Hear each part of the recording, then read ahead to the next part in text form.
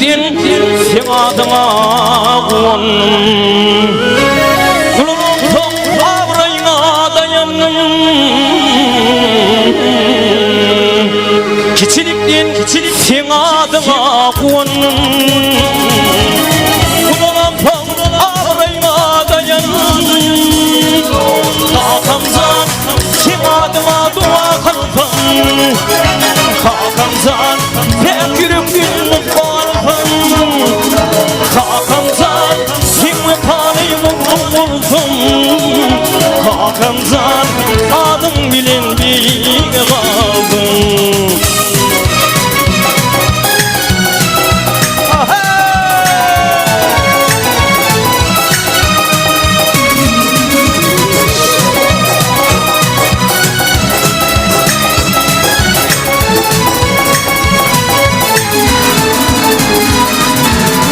İçine giydirdin,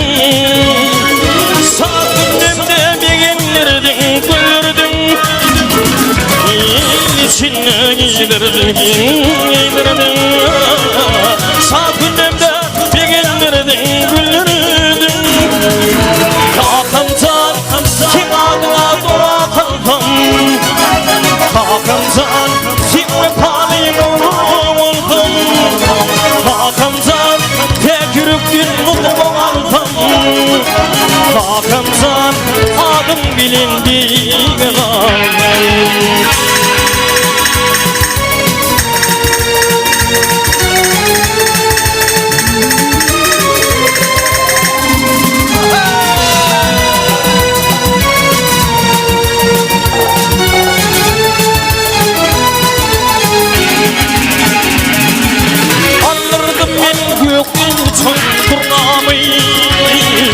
Hakamzan'ı yitirdim ben armağanı